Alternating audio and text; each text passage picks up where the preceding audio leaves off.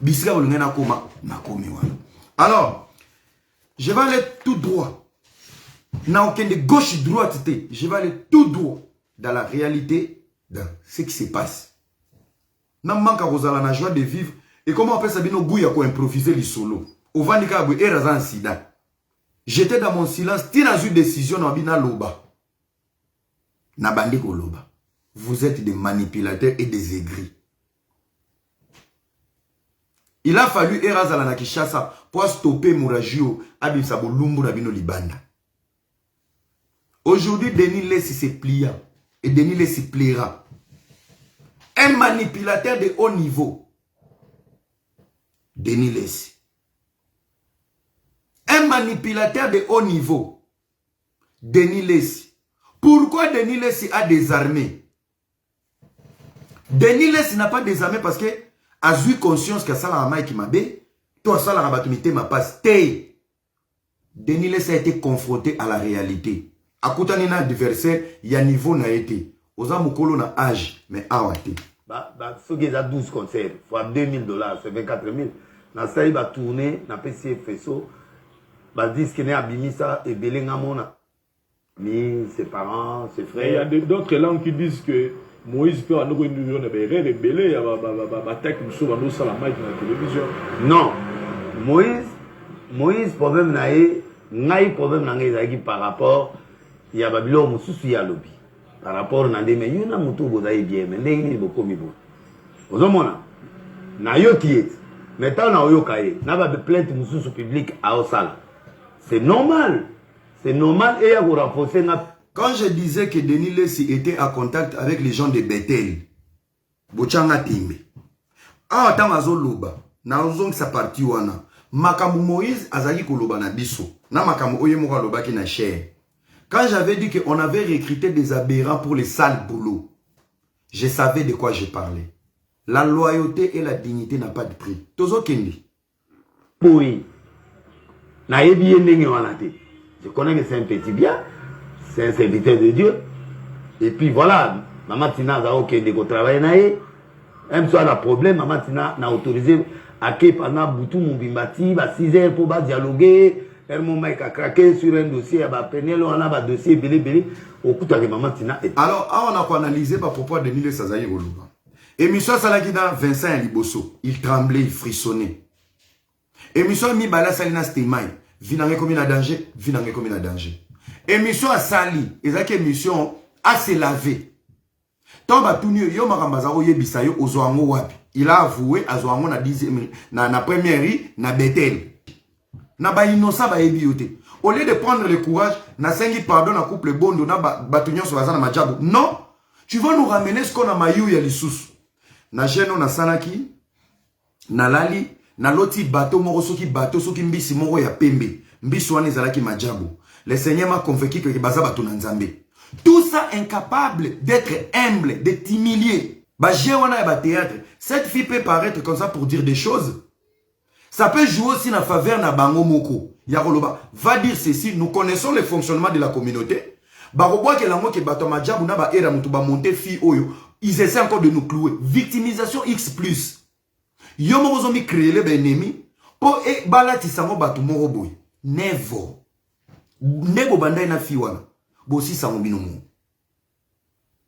Partagez la vidéo massivement. J'ai anticipé cette bêtise qui va commencer au courant de la semaine. Au moins, je vous ai éclairé. S'il y aura des doutes, je vais ramener des preuves. S'il y aura des doutes,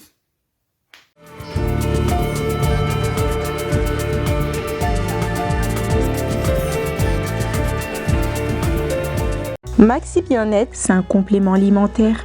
Les plantes qui sont à l'intérieur nettoient le sang, ça régénère le corps, il stabilise le diabète, ça stabilise la tension, il éradique les hémorroïdes, solution pour les érections, éjaculation précoce et faiblesse sexuelle. Vous avez la prostate? Prenez vos médicaments, en même temps prenez Maxi Bien-être. Les femmes également qui souffrent du diabète, Maxi Bien-être soigne et la vie change. Tous ceux qui prennent Maxi Bien-être, regardez leur aspect, ils dégagent la jeunesse. Prenez une dosette, remuez avec un verre d'eau chaude et vous buvez, vous serez en bonne santé.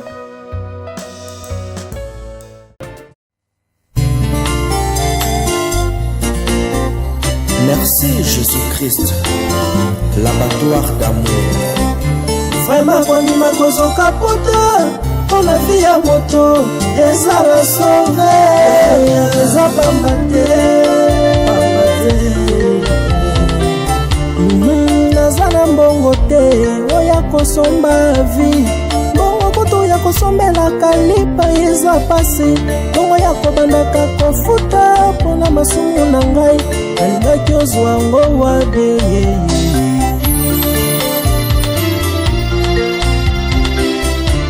Ngabezana mbongo te, oya kosomba vie. Mbongo koto ya kosalela provision kotia na ndako pasi. Mbongo ya kobandaka kofuta pona masumu na ngai. Nalingaki ozwa ngo wade. Nasombaka ntaba mobimba,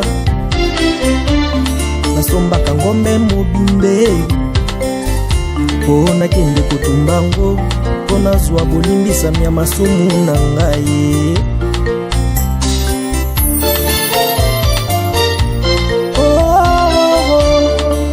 Pona masumu na ngai nda yo kufaki, po nazwa bolimbisami nda yo kufaki.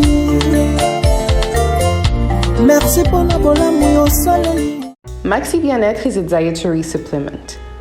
The plants which are inside regenerates the body, cleans diabetes and blood pressure. It removes hemorrhoids, solution for erection issues, early ejaculations and sexual weaknesses.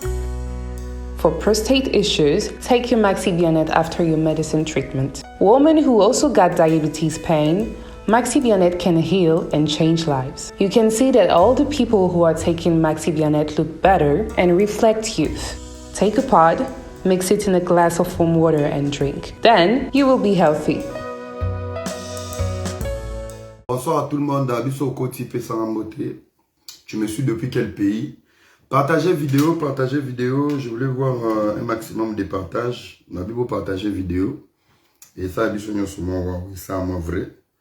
Partagez la vidéo, invitez les amis, convoquez les convoqués. Boy la moi. Batunion ça va désordre dans les réseaux sociaux bobé ngano ba ya. Même ça Poutine veut parler devant la tribune des Nations Unies.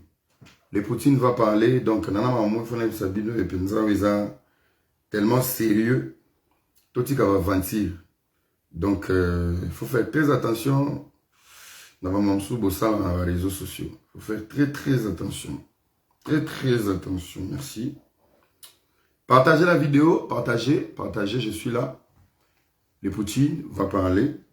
Tosi Sanzem Botozo dans l'introduction et je vais vous expliquer. Le long, on a vraiment trop. Mouaneza analyse par rapport à game. Je te demande de partager la vidéo. Pesambote, tu nous suis depuis quel pays? Donc moi-même d'abord je vais essayer de partager. Voilà, un instant. Je vais essayer de partager. Comme ça, on va calmement, tranquillos, sans problème. Donc vous êtes déjà plus de 200 personnes, mais vous avez que 6 partages. Soit Zala humble la vie, et ça on peut l'autre. Partage, il faut ta facture. Partage. Il faut t'arraper via mon tout c'est. Sois humble dans la vie, partagez vidéo tous les cas. Voilà. Orgueil pour là. Et ça, rien. C'est aussi ici, je pense. Voilà. Alors, Bandeko Balingami, Bandeko Babolingo. Aujourd'hui, je reviens na combat Oyo, Tozalaki Bunda, avec Bandeko Msusu, Oyo Bayaki ko s'improviser dans les réseaux sociaux. Alors, moi je suis quelqu'un, j'aime trop réfléchir. Nalingara to réfléchir ensemble, nalingara peto analyser ensemble, nalingara peto kende na ngoti na suka. Bochela mana mitema, quand je vous dis tout le temps que l'homme qui peut arrêter le temps, il idiotie dans sa communauté. So bo pesinga ka temps, na confiance. So ki bo pesinga temps na confiance, on va arrêter l'idiotie et la médiocrité de cette communauté. Des fois, tu peux faire une image à idiot, pourtant ce n'est pas nous. Bobi Satan Nazarandeli, Satan Nazar place Bouzo Bezaboué, Bolam Ezabe. Côté à Bolam, so salika erreur. Berrer n'a bisu ganga koleka bato balala na Bouzoba. C'est pour ça que vous allez voir, à chaque fois, il attaque tam sous moi, maman médiocre, Boromona bato balala na mafinga balamuka nango, ils sont en paix. Mais ça a dérapage sur les qui na mononga yangé comme nzembo. Pourquoi? Je suis dans les bons. Nous sommes obligés de vivre dans l'excellence, de ne pas toucher à la médiocrité. Parce que une fois on touche à la médiocrité, il faut ça la maquiller les scandale. Toi le roi va immeuble quoi. C'est pour ça que tu as ma connotation. Moi je suis impoli, mais maël nanga boche wapi. Ngolu nanga boche wapi. Boni ko sakanela nanga bo. Mais ba oba la na impolitesse, ba lamuka kanango, ba mama, ba papa, o ba lia kanango bazo déchaîner nango, bazala toujours en paix. Mais ça a un dérapage à ERA qui donne aux gens des sous-émissions, des émissionnettes. ERA loba ki bo ERA loba ibwe. Ya on a répété mikolo phrase na mikolo. Bisika bolunga na koma na komi wana. Bisika bolunga na koma na komi wana. Alors, je vais aller tout droit. N'a aucun de gauche droite, je vais aller tout droit dans la réalité de ce qui se passe. La vraie vérité est que, chers amis, depuis Madjabou a commencé le projet, tout le monde est en train de traverser un calvaire. Pour installer Madjabou au Congo, il fallait faire des prières. À part prière, il fallait supplier les chefs coutumiers spirituels qui sont au Congo. Il fallait demander pardon au monde entier. Projet à binoté, mbongo à binoté. Alors, Lelo, je vais parler avec des preuves. Togoyoka, toko analyser. Parce que dans l'Obaki, on va vous donner des éléments. Et je vais aller avec vous point par point pour vous comprendre méchanceté à la communauté. Chers amis, quand on a commencé le projet Madjabou, avant Maya c'est un projet diabolique, on a commencé à toucher la vie de chaque individu qui était dans Madjabou. On a commencé à vouloir piéger chaque personne qui est dans Madjabou pour nous connaître. Et bandaki les lotas. Où sont les Congolais intelligents ou Yaroloba? Banda bo bandaki nzembo. Likolo bato oyo. Tisikoyo. Bozo tikate. Nous sommes des héros. Toutes ces personnes qui ont fini la première édition de Madjabou, les ambassadeurs, les coachs, les candidats, les ingénieurs, vous êtes des héros. Quelles sont les conditions oyo? Compétition, la première édition ici là. Les insultes, les menaces, les calomnies, campagne à manipulation, chantage et paille, mensonge, émission, bas prophétie, bas pasteur, bas émissionnette. Candidat boa longwa, bazaki ko violer, bazaki ko simbaye, okuna longwe qui parce que azaki na zemi ya intel, okuna longwe, boye ko zola biso na pasteur Yannick, la plus belle voix. Est-ce que vous avez dit qu'il y a des terroristes au Congo, la plus belle voix à RDC, et ça Yannick Toumba. Le pasteur Yannick Toumba. C'est la plus belle voix. Il y a Ténor, le grand ténoriste en Bokaman. Bopotier Bouzoba na mama Lidia. Bopotier Okoto Bouzoba. Boke Bokwe, Ope Bokwe na moya solwe. Boba boule comme il repas na bino. Le scandale était devenu notre quotidien. Les insultes comme qui quotidien na bino. C'est-à-dire que Bolali le lobo bate lobby bola mukana nini. Bolali le lobby bola mukana dossier à nani. Bolali le lobby via bate comme une insécurité. Tout ça pour un projet. Je me pose la question. Baeba amone na nzambe na nini? Dans la paix ou dans les combats et lorsqu'on gagne? Une question. Mone na nzambe na omekake na nini? Na komekama na bitumba to na kimia ya confort aux anango. Ma sœur, mon frère, si tu es dans le confort, c'est une nzamba et bioté. La grandeur de Dieu s'est définie dans les combats et dans les victoires que tu es en train de gagner matin, midi, soir. Il faut tato la ramoner na nzambe. On mesure la force d'une personne na kati ya ba guerre. Na kati ya ba combat. Yo zanga combat. Yo za sirke nzambe ndaza pembeno. Ota tole na nina ngolu na faveur. Yo bota maka na ngolu na faveur. Bandeko, je vais aller avec vous point par point. Tolala tolamuka toyoka ba makambo. Madjabou gauche, Madjabou droite. Ba candidat Madjabou, tout le monde est sataniste. Batu nyonso basalela nzambe, biso nyonso tobima ba sataniste. Toza bato aboué, toza ba nini bani. Et la majorité des gens qui nous insultent, c'est notre propre peuple congolais. 80% des pauvres dans les églises. Na ba réseaux sociaux impolis, ozosalela nzambe. 80% des Congolais pauvres sont des aigris. Na comment comprendre, on dirait, Bobola ou na Congo, et pousser Batumsous beaucoup m'a écrit par correspondance. Tu connais même pas la vie de quelqu'un, tu es prêt à mal parler de la vie de quelqu'un. Ou soit, on dirait, manque à Messala, n'a manque à Rosala, na joie de vivre, et comment on appelle ça, bino gouya ko improviser les solos. Au Vanika, era zan sida. Oui, era zan sida, parce que fille moi, bimane na Belgique, fille na Koufa. A Koufa na sida, era zan sida. Ça t'arrange maintenant, batouba zan na curiosité, papa dobengo, osa c'est que era zan sida. Nazo ebisa yo fille moi Koufa na Belgique, garçon moi betele nga les solos en Allemagne. Amine moi en Allemagne. Donc il y a même des gens, tu es à l'aise. Il y a Robert Lisolo et à Lukuta. Bon, on s'appelle ça Mokili. Pourquoi? Parce que tu n'es pas important dans la vraie vie. Vous savez, il y a combien de blogueurs et youtubeurs? Et ça, là, bango bieta ngaloba, bande boko tato kabula sigeo. Et consola bango ta bango na bato bazo kota. Maman nanga continue, on est avec toi. Ce sont des gens qu'on n'a jamais aimés dans vos familles. Ce sont des gens qui n'ont pas de vie dans la vraie vie.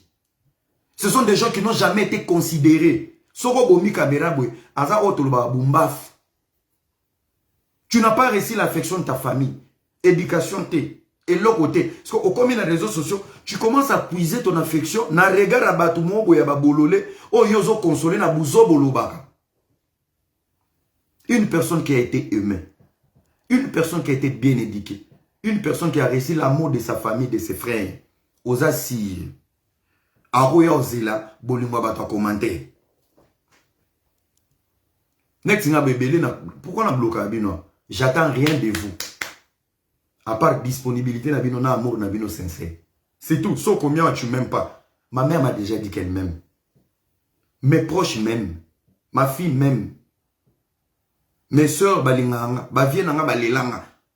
Mais balinganga, dans le sens que, ce qui problème, bazala wana. Ce qui n'a quoi, balilanga, bakoye ananga. Parce que yo, un individu. Tu sors de nulle part, incapable de mettre ta vraie photo. Rossi Mukendi Akoufa. Au télécharger une photo Rossi Mukendi. Et tu sais qu'il y a Akoufa. Au une photo mausolée, au tien profil. Ou au fin, toi, que tu m'aimes pas. Tu crois que je mange chez toi?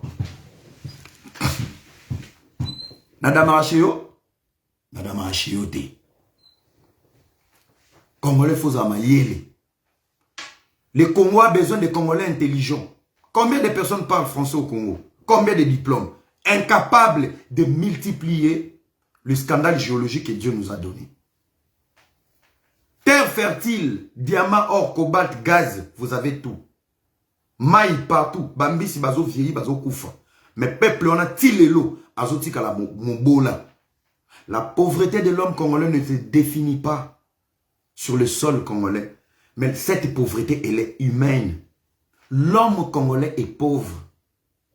Tant plein naïe, Alexandre, la pauvreté. Son cœur est plongé dans la pauvreté. La première richesse de l'humain, c'est l'amour. Un cerveau qui a l'amour, nous autres, en bolingo, dégagera toujours la solution à cerveau. Parce que tu réfléchis avec amour. Tu prends des décisions avec amour. Aux position avec amour.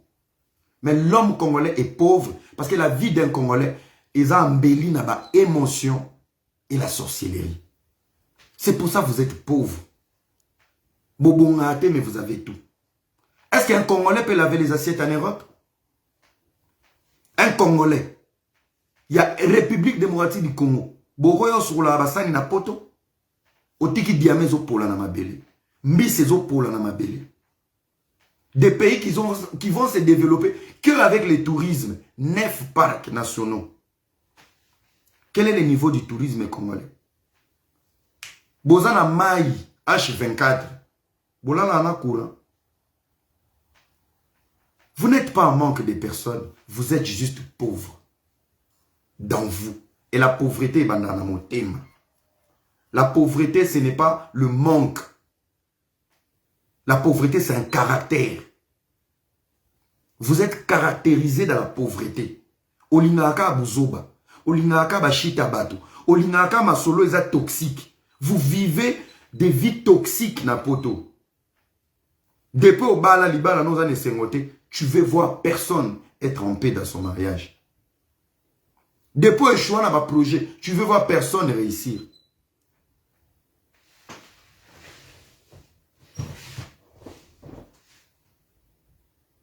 Bino yeyo. L'homme congolais. Tobundi bitumba awa. Nous avons des vérités de Madjabou. Lelo il faut toloba. Lelo boy. Lelo boy. Banda bobanda. Tozelara ba preuve ba vidéo. Tozelara ba preuve makambo boloba. Ti lelo logo bimate. J'étais dans mon silence. Ti na une décision na bina loba. Na bandi ko loba. Vous êtes des manipulateurs et des aigris. Il a fallu Erazala na Kishasa pour stopper Mourajio Abisabo Lumbu na bino libanda. Aujourd'hui, Denis Lessi se plia et Denis Lessi pliera. Un manipulateur de haut niveau. Denis Lessi. Un manipulateur de haut niveau. Denis Lessi. Pourquoi Denis Lessi a désarmé? Denis Lessi n'a pas désarmé parce que a eu conscience que ça la maille qui m'a bé, toi ça la rabatumité ma passe. Denis Lessi a été confronté à la réalité. A koutani na adversaire, il y a niveau na été. Oza mukolo na âge, mais awate. Oza mukolo na tempo, mais na sagesse te.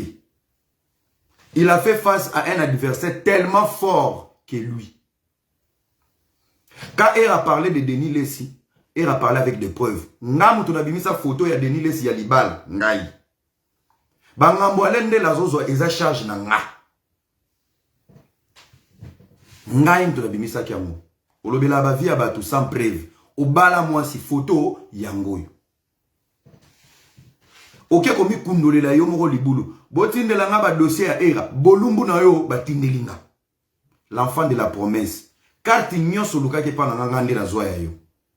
Et j'ai commencé à te traumatiser en silence. Ngana petit blogueur na binote ba YouTube pour na luka ba buzz. Si j'avais besoin du buzz, na ngana zo buzz depuis kala. Mais j'ai fonctionné avec toi dans la diplomatie. Tina memio. Bisika na ngaki okuma. Bato bayoka ngefa. Ngefa zako loba. Tango na bengi Poutine. Et rapesi ligne rouge na ye. Les émissions que tu viens de faire, ils ont ligne rouge na tchelakio. Et tu les as respectées. Petit monsieur dans un grand corps costaud. Na ota loka lobo na litam. Réconciliation et hypocrisie. On t'a ramené ce qu'on a ligne rouge. Tu as voulu parler de la vie des gens. Na maloba ya bilobe là. Nga na zama mémoire avec preuve. Yo loba ki nga PD. Bimisa mbali na Congo. Na tchaka cho. Na loba ki telme tumbio. Nga pe na tiki. Pona zikate. Place na mona ki oza yaya malangu. Nga na ziki. Na sauver beauté à mwano. Nga na tiki na nga. Ba vie privée à bateau. Au lobby au tiki. Parce que ta vie privée a été attaquée. Faut pas te réveiller comme ça, tu fais semblant. Ouais, au cause sabatouké, réconciliation. Quelle réconciliation? On t'a ramené au bout du mur. Et je t'avais promis, tu vas changer. J'ai pris des émissions parties par... Makamunyo solobaki. Eza onga nazaki koloba sur yo. Il est temps que tu t'occupes de l'église, tu l'as dit. Il est temps que tu quittes la médiocrité, tu l'as dit. Au lobby éthiquement sur 100% d'émissions. Au Rwanda, trier d'émissions. 80% tu vas évangéliser et aider les autres. 20% à pétage parce que pétage est aussi la tête. Posant à ma maman péter les bélés. Bisika na ngako koma okomi. Tu as été déstabilisé. Tu as été déstabilisé, mon frère. Okomo zonga moto. Je vais vous faire écouter quelques extraits. Naba extrait wana, on va essayer d'analyser. Congolais la muka longwa na idiotie. Congolais la muka longwa na buzoba. Na lobi telema kuna partager vidéo. Koya vande la ngate.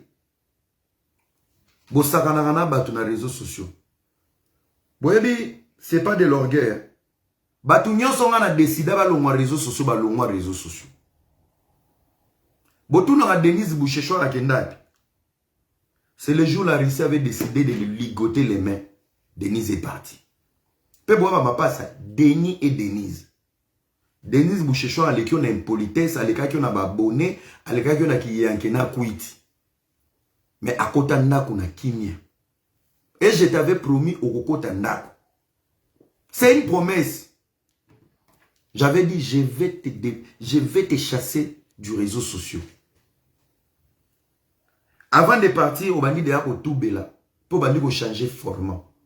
Non, tu n'as pas pris la conscience. On t'a secoué. Et le monsieur qui t'a secoué, il est là. On va analyser cette émission. On va analyser ensemble. Notre va partir pour la minute. On va écouter un instant. Ovation Everlasting de Clarence. Pour la publicité. Non, on a 23 minutes. Mais les qui ça?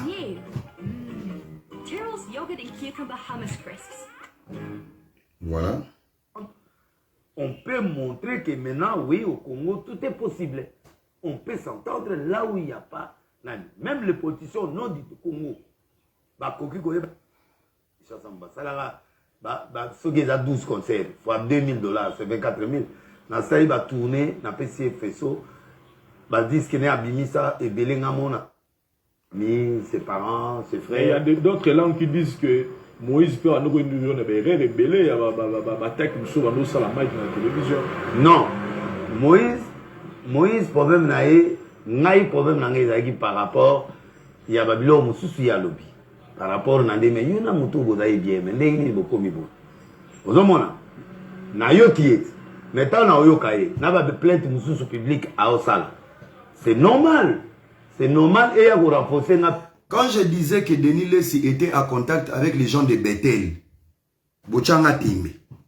Ah, tamazo loba. Na ozong sa parti wana. Makamu Moïse azali koloba na biso. Na makamu oye moka loba ki na cher. Quand j'avais dit qu'on avait recruté des aberrants pour les sales boulots, je savais de quoi je parlais. Aidez-moi à haïr. Il faut bien écouter.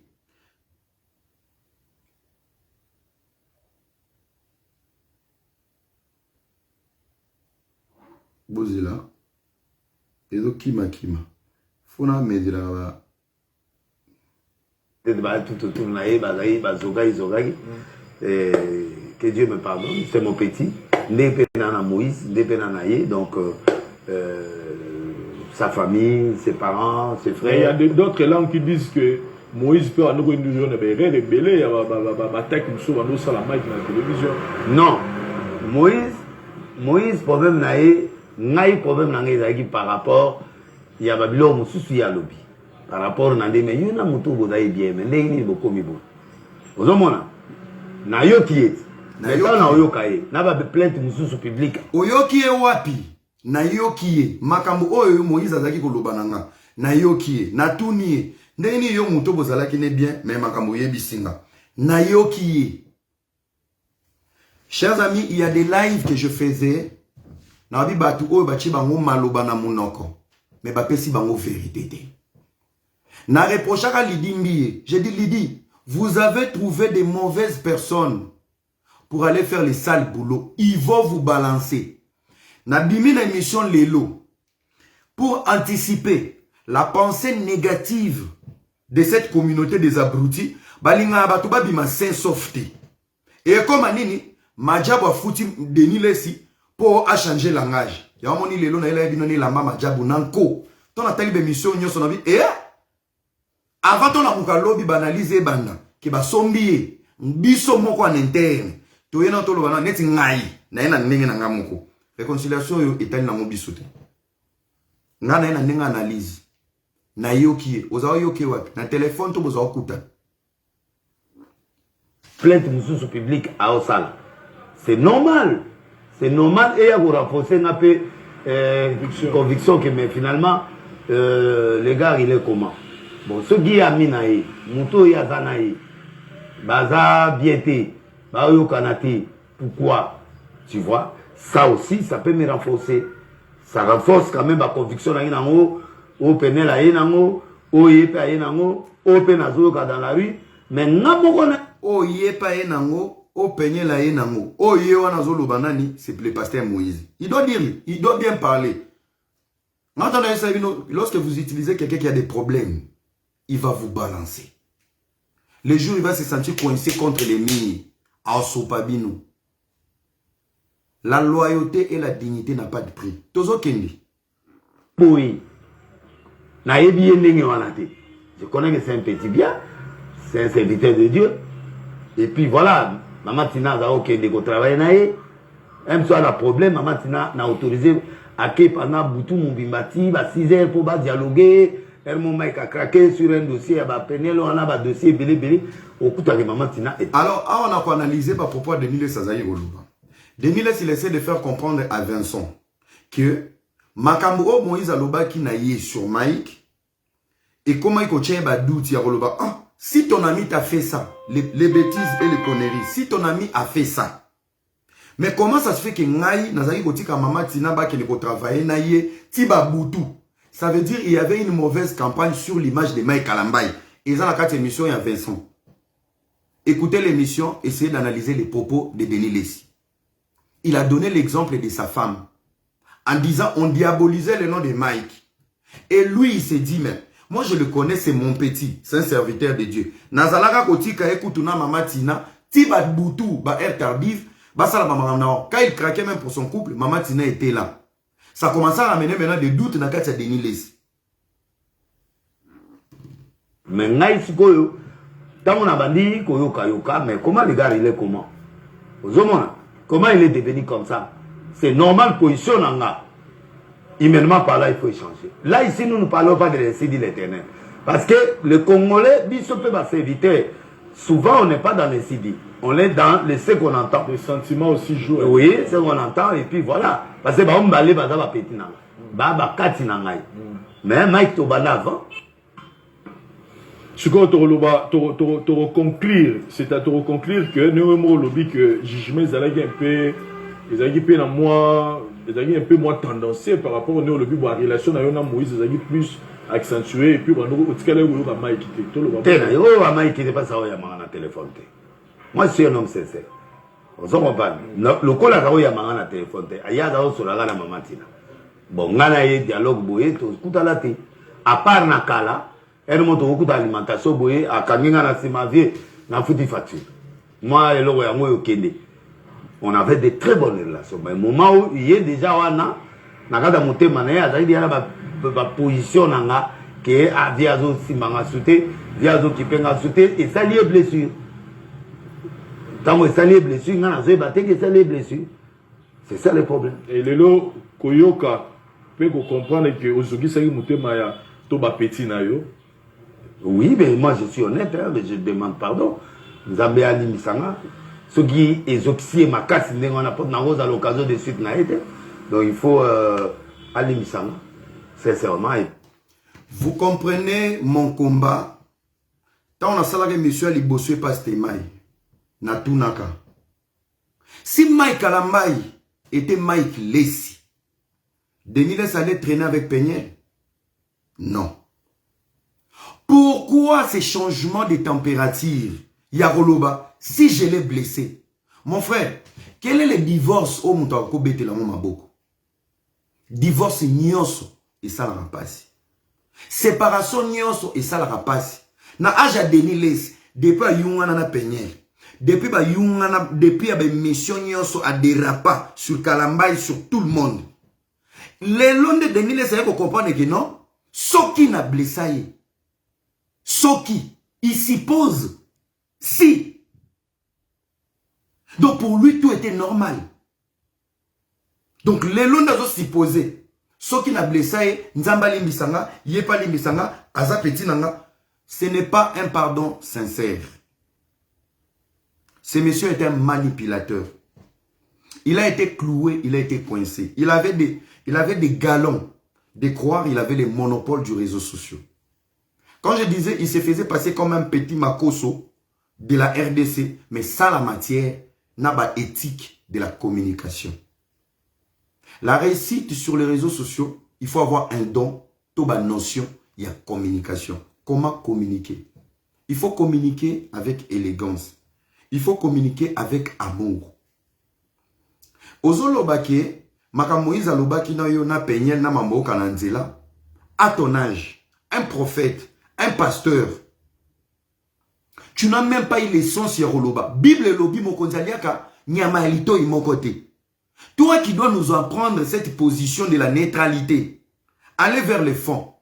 Avant de parler de quelque chose, écoutez les deux côtés. Les deux côtés, les londozoya ont conscience, il y a les deux côtés pour des gens qui nyama elito imoko. Es-tu pasteur? Notion wana les londo toyo la kisayo. Après plus de 150 émissions, conscience ne zozon alelo. Tu n'es pas dans la conscience. Ce n'est pas un vrai pardon. Tu as été coincé. Tu as été exposé. Lokumu na yo comment ki ko perdre. Tu joues sur ton ego. Yabuzoba. Tu veux sauver ta peau. Tes esquisses est une fuite en avant.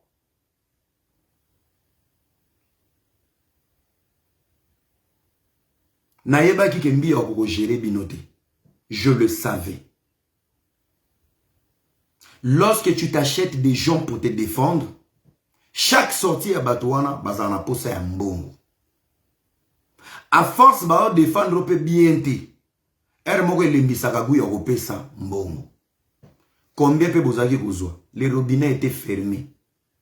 Les boulots, oh, il fallait bossala. Bossali comme il faut. Parce que devant vous, il y avait des enfants de la grâce qui vous ont donné des vrais chobos et qui vous ont exposé. Voilà où nous en sommes aujourd'hui. Encore des éléments. Ah, il faut dans les cas, je pense. Sincèrement, et puis voilà quoi. Ça va plus se répéter. Ça va plus se répéter. Parce que dans le cas, point par point. On a dossier à Marcelo, on a dossier à Alain, on a dossier à Mike, on a dossier à Mike. Parce qu'il y a ici des gens, oyoyo, Mike, Kalambay, bazo reconnaître que tout ce qu'il est en train de subir, ils attaquent. On va permettre. Ok. Oui, alors là, je vais vous expliquer une bêtise qui s'est passée. Pendant que Denis c'était en pleine émission avec Vincent, Bota la blague à Sali. Je pense qu'il faut na balola bomona.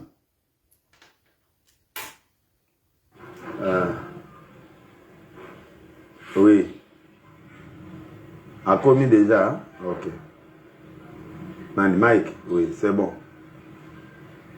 Non, il y en a aussi, ça dans l'émission à Toulouse. On a la deuxième émission. Mais na okata ya Toulouse na oya na nous. Bon so na sisi na zongi. A commis déjà, hein? Ok. Ça va là, ça va ma story. Merci. Chers amis, écoutez-moi très bien. Ma partie Moussous, je pense, non laxaté. Ma partie Moussous, vous avez une publicité, on peut l'envoyer pour YouTube, peut vous ouvrir les cas. Alors, voilà. Ça va là, ça va ma story. Vous êtes là. Merci. Mais l'autre quatre émissions, tu es quand même prophète. L'autre fois, tu qui, tout ça, toi aussi, c'est émission. Émission de aussi ça. Bozo soit nanani. Bozo soit Albert. Archevêque Bakakez. Bon, il s'est Mike a commis déjà. Mike a commis wapi? Et pas naïe. Mike a commis pas naïe. Mike a la maille. A commis pas naïe. Ça dit que, a benga inga ke to kutana ile. Alors, chers amis, Nalini bo comprendre le mot. Denis Lessi devait être arrêté. Denis Lessi. Il devait être arrêté. Abeti 3 jours. Azola la nanda côté. Boyoka ki ye moko avouaki. Kazaki n'a pas convocation. Jusqu'à la preuve du contraire, il ne savait pas. Nana zone nga kangisaï. Excès de bêtises, excès de dossiers. Les faits au qui mandako. Pour bazo lukaye bazaki na mandat d'amener nae. Il a fait une émission avec Vincent Toulouse il y a 3 minutes. Il était agité. Il parlait aza bien te, aza insécurité sur sa vie. Abakisi akosi kutuna bana ba omolanda bana ba école bazo filer, balanda ke même na restaurant mon ba restaurant ba kimisi, c'est un mytho, un frappé bien préparé, bien formé. 3 jours ya la libanda. Et comme elle a qui est kilo na libanda. Il fallait trouver une solution. Je ne pense pas Mike Azanatan à qu'il n'est pas le révérend Albert Kakenza pour pas benga Denis Lessi aya. Non. C'est Denis Lessi et sa famille qui sont allés vers Albert Kakenza pour demander les négociations. Une négociation entre Yé et Mike Kalambay. Parce que Mike Kalambay était injoignable. Et Kakenza qui s'est proposé comme pacificateur. Parce que l'on a bêté pas Vincent. Ce monsieur n'a pas confiance jamais toute ma vie. Joe Azad men. Oh, kapena Greco. Le Greco a bêti. Le monsieur est dans l'humiliation. Le monsieur est au bout du mur. Le monsieur est coincé. Mais il veut garder un cap devant le public abruti qui ne comprend pas les games. Yango moni ayambi. Ayambi wana en pleine émission. Ok, Yamakakeda, oui. Pourquoi dire que Mike a commis? Oui, a commis. Il a voulu maintenant faire comprendre au public faible que pendant que moi j'étais dans l'émission, Mike déjà commis pas Kakenza, nazo la maman Rose Pobisoto Kendekuna. Et bima que Mike a eu une négociation. Pourtant, c'est lui et sa famille qui sont allés vers Kakenza. Yaroloba, ça fait 3 jours à la sonanda côté. Il y avait Maman Rose Lessi, Maman Tina et Denis Lessi.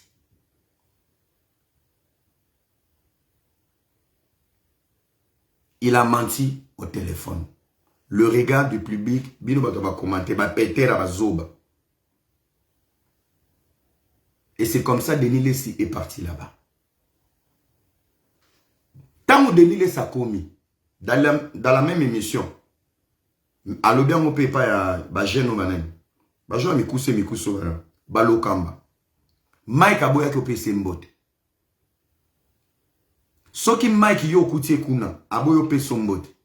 Est-ce que c'est Mike qui t'attendait? Ou Mike il a respecté Albert Kakenza? Mike a respecté Albert Kakenza.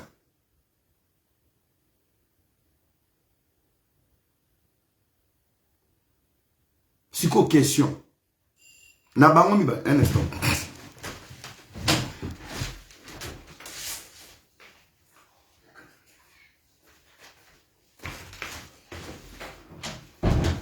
Siko, yo, bazaki ko zela yo. Mais pourquoi baboyo pe sombote? Mike a boy ko pe sembote. Mais pourtant, oui, assez a commis. On dirait Mike a commis qui a école de Kakenza. Pour ba benga yo terminator à réseaux sociaux. Viens, on va se réconcilier. Non. C'est parce que le monsieur a fait 3 jours. Loin de sa maison, loin de ses enfants, loin de sa femme. Il fallait maintenant trouver des négociations. Négociation, c'est de savoir, nanazo porter plainte. Na culpabilité yazanango. Aebi ke na batuto a manqué respect à Roleka. C'est Kalambay. Ne va utiliser le pasteur Kakenza pour Akutani Sabango. Quelle a été la réaction de Denis Lessi? Denis Lessi doit avoir la vérité. Denis Lessi doit avoir la vérité. Ce monsieur, je ne lui donne pas, je ne lui fais pas confiance. C'est un manipulateur. C'est un stratège. Tout ce qu'il dit, en salle en moté. En salle en moté. Émission Salakida, Vincent Liboso. Il tremblait, il frissonnait. Émission Mibala Salina Stemai. Vinange comme il a danger, vinange comme il a danger. Émission à Sali. Et ça émission à se laver. Tomba tout nu, yo makambazaro yebisa yo ozoango wapi. Il a avoué à Zoango na 10e, na première ri, na Bethel. Si comme Moïse a dit ça, pourquoi vous avez Maïkité? Parce qu'il y a un Maïkité. Non! Et ça, c'est que vous avez Maïkité. Ceux qui prennent la conscience, au Koga Maman Tina qui n'est pas Maïk Kalambay, pas sa Maïk Kalambay, version. C'est parce que vous étiez au service du mal. Les sales boulots, Bozola Ngoba Mbongo. Tu essaies de jouer dans la politique, dans la diplomatie, neti, au protéger Moïse Mouké, au protéger Mike, aux alaneti, moi, en neutralité, katikati. Tu es un mytho. Vous avez été recrutés pour les sales boulots pour nuire. Et Madjabou, et Mike Kalambay, et tout le monde qui sont dans Madjabou. Et tant bazo tout nayo, prophète Ozaki Komonanate, Loba, tu étais recherché par les policiers. Ozaki Kokosa, outi retraite. Nazano na retraite. Nakati retraite. Maintenant, pour Osenga Madjabou, na couple bondo pardon. Parce que tu as été très impoli et tu as mal agi. Na ba innocent ba ebioté. Au lieu de prendre le courage, na sengi pardon na couple bondo na batunyon sur bazana Madjabou. Non, tu vas nous ramener ce qu'on a mayou ya lissus. Na jeno na sanaki, na lali, na loti bateau moko soki bateau soki mbisi moko ya pembe. Mbisi wana ezalaki Madjabou. Le Seigneur m'a convaincu que baza bato na Nzambe. Tout ça incapable d'être humble, de t'humilier, de dire que papa Moukolo, on t'a fait baratiner dans une bêtise. Assume-toi. Assume-toi de dire que j'ai déconné, j'étais dans le sale boulot, j'étais payé pour nuire. On m'a utilisé, je demande pardon au couple Bondo, je demande pardon à Madjabou, je demande pardon à Mike Kalamai. Non. Yo, mais ma biso ce qu'on a qui mettre, na la qui na mona qui bateau moi ya pembe. Balaki singa mouvement, Madjabou baza bato solo. Baza bato na Nzambe solo. Tu es un aventurier. Tu es un aventurier. Na TV, c'est toi l'homme fort. Réconciliation. Ozo oué la ko reposter mouto liboso. Pourtant, c'est toi qui as pleuré là-bas. Deva Kakenza est ta femme et Maman Rose. Oleli Kuna. Vous allez avec Sabino extrait à photo mon corps. Vous êtes là. Nazio Mopeka na mir nae. Ça c'est quelle réaction? Oui. Réaction Ineza. Tu demandes pardon ba otalo kututi.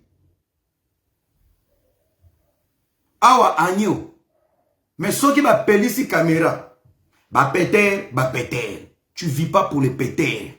Ceux qui va te clouer yo. Ils vont te clouer. Nala qui sous sous. Awa. Oye lonyani. Tale yambeli. Outi ko lela. Muninga kuto simbi yote. Yewana. Loboko neza na se. Coincé par le respect de Kakenza. Yom elongi yangoyo. Tu venais de pleurer. Yangoyo. Outi ko lela. Na zoomé. Là. Yewana. Tu viens de pleurer kangina misu. Mais kuna au téléphone. Mike Akomi. Ah. Ah. Ok. Non, c'est la maman Rosaya. Mais yo komi kuna yo mutaliboso bandio lela. Tu veux te faire passer pour l'homme fort qu'on veut négocier avec toi. Qui a voulu négocier avec toi? Tu t'es senti coincé. Tu as trop de dossiers. Tu ne sais même pas Nana Kangisio. Dans la même émission, aucun de Luca Marcelo. Les Londres benga Marcelo, homme de Dieu. Toutes les personnes au Moïse a clashé.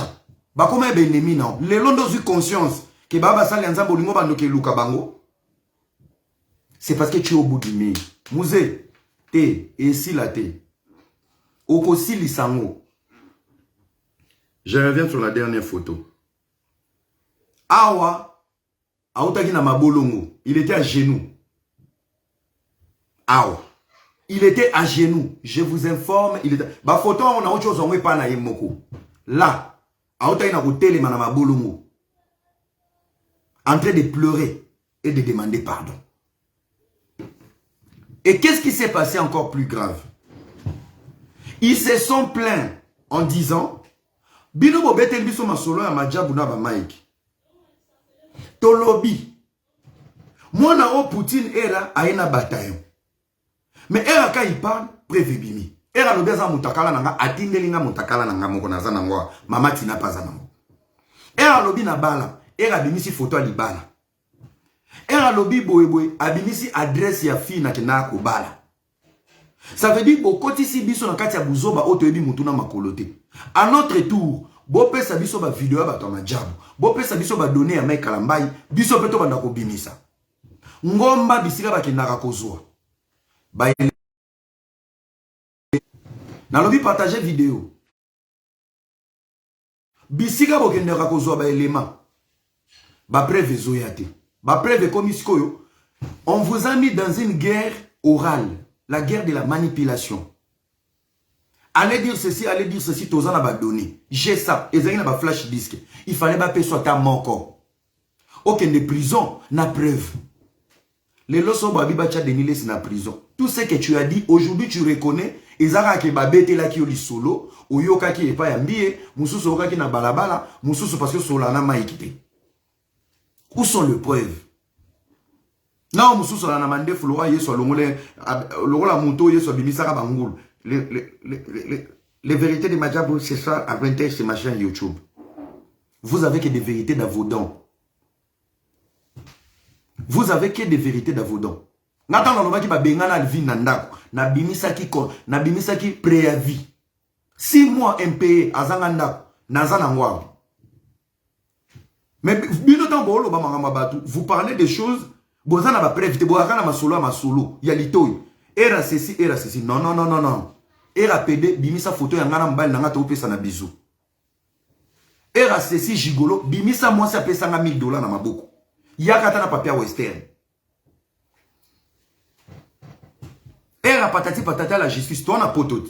Toza na poto benga bato, kaje judiciaire na batindelo. Na yebi ko yibate, na yebi boloko te. Na yebi yango te na vinanga. Na yebi prison te. Mais vous étiez là pour parler de la bouche. Bazaboui. Mais biso tanto tout le gars. Pion. Je vais aller encore plus loin. Nathan pose un dossier de Niles. Il y a une fille à Outiko Sekwa Mikolo. Soka Outi Wapi. Oh, mbi, ceci. La manipulation de cette fille. Si elle veut du buzz. Ce que ça gêne à Yemoko Fiwana Naye Banalola Bazawadi. Ce qui peut ça gêne à Bango Moko pour se victimiser pour balater en biso. Je suis au courant de rien. Nebo bandi bate, nga sala ba théâtre té. Ba jewana ba théâtre. Cette fille peut paraître comme ça pour dire des choses. Ça peut jouer aussi na faveur na bango moko. Yaroloba va dire ceci, nous connaissons le fonctionnement de la communauté. Ba roboa ke lango ke bato majabu na ba era mutu ba monter fille oyo. Ils essaient encore de nous clouer. Victimisation X+. Yo mo bozo mi créer le ennemi pour e balati sango bato moko boy. Never. Nebo bandai na fiwana. Bossi sango binomo. Intention fiana to éviter. Si c'est pour le buzz, si c'est une blague, ou soit si c'est vrai, on ne connaît pas. Mais dans la période ya boy, to yebi ne kongola fonctionne. Et comme fio so azolo ba makambo, ba jaba era na ba majabu. Na yebi bitumba réseaux sociaux tongo. Boko bimsa fio na ka biba yo lobaka bongo. Et là tabango na nzoto.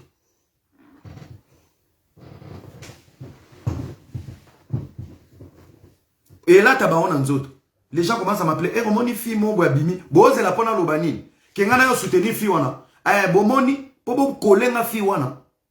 Que era kuta za konta parce que fi wana bota la mangamazo loba. Nga era. Si je suis resté loyal, même na mambo eliane tilelo. Je suis quelqu'un de loyal. Je ne peux jamais créer des pièges pour satisfaire un camp, en sachant que naïbi keza lokuta. Je me bats pour la vérité et Dieu m'entend parler. Ma loyauté va me payer un jour.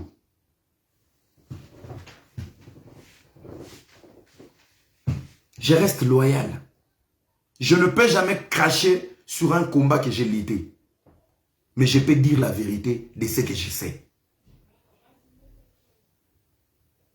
Aujourd'hui, vous pouvez m'appeler de tous les noms. Traître, patati patata, kingani kingani.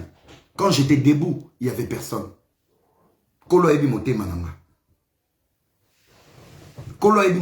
Je ne peux pas laisser une manipulation détruire les autres. Au moment où j'étais là et j'ai entendu parler. Il faut stopper l'hémorragie. Il faut stopper l'hémorragie. Aujourd'hui, on ne vous répond pas. Vous avez échoué dans votre mission. Ils n'ont pas besoin de vous. Ceux qui ont besoin de Simbaki, mais bien qui toquent, même la délégation à voyage. Mais je savais que Boko Kakumba Ote, ce n'est pas de votre niveau. Les tricheurs, les criminels, les braqueurs, ce sont des gens intelligents. Botala qui serait à la Casa de Papel. Batu pour braquer, il fallait avoir la maîtrise. Il y a chaque centimètre, détail par détail. Batu baké ko iba me baché ma yele ko le quand même na ba docteur. Comment voler, comment ko bimisango, comment ko créer un scénario, comment ko kanga ba otage, comment. Les sales boulots c'est pour des gens intelligents, c'est pour des génies. Tricher à l'école, il faut être intelligent parce que au Simbikaye, on dit comment on cause sa professeur. Autant la professeure n'a dit que les listes sont autant. Tu dois avoir le réflexe de la lecture rapide et de comprendre est-ce que Makambo n'a autant. Au coup, vous ne pouvez pas jouer. Et là, vous autant, ils ont réponse à numéro 5, mais ils ont numéro 1. Il faut avoir maintenant les cerveaux de comprendre. Makambo n'a autant. Ils ont numéro 1, ils ont numéro 5. Qui a noté en gros pour n'a numéro 5. Les tricheurs, ce sont des gens intelligents. Mais bana na bino bazaka tricheur bazoba. Ozo comme doki ya kaye mobimba. Ozo que l'examen mais tu as copié page numéro 1 tina 60 au tiango na ba doki pour mon na que tu es bête. Mais un bon tricheur en cause de papier dit place au bako poser question. Place au c'est très dangereux. Place au c'est trop facile pour faire bête en cara. Place au ba vrai doki za ba document boye. Ozo peser enseignement ya né mobimba. Place au prof da opé sabiso mo tourna na bentero. Na za si raison. Place au. La tricherie, c'est pour les gens intelligents. La tricherie, c'est pour des gens intelligents. Et dans une guerre, c'est pour des gens qui sont loyaux. Voilà, Denis Sabimi traître. Pour bon mon traître. Yo mo ta na lobara ki bokindara betel bo wanganaki. Le lokomi makamuna yoka ke pambi. Ozo yoka ngwapi. Na téléphone, tu allais là-bas. Les lorsqu'on bimi ça parce que tu es coincé. Tu n'es pas loyal. Na bimi mbango pona bloquer peuple oyo ba ya loba maja ba foutu. Ba foutu yote. Tu n'es pas loyal. Tu étais pour les désirs de l'argent. Tu as cherché une visibilité.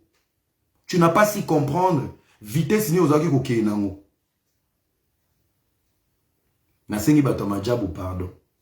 To limbisa yo avosenga pardon. La vérité finit toujours par triompher. Nos familles, Lélo. Je me pose la question, mouton et enfant la mounora bake. Madjab epesi denile simbongo pour n'a changer langage. Où est partie notre fierté, nos dignités, nos enfants, nos noms ont été humiliés.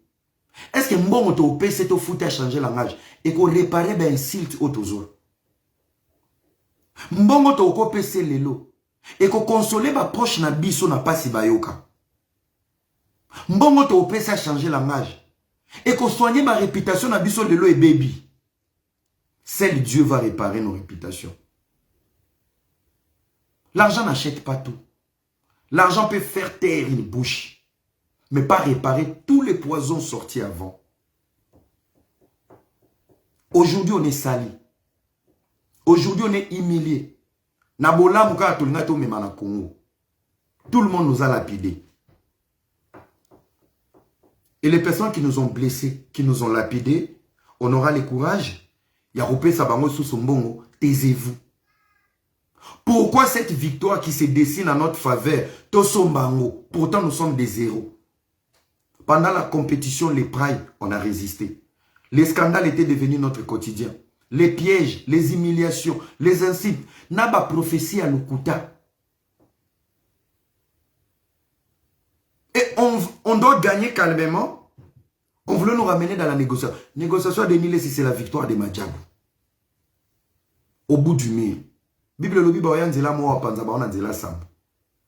Antenne ebenga appel entre Limete et Nzondo. Antenne ne kufi.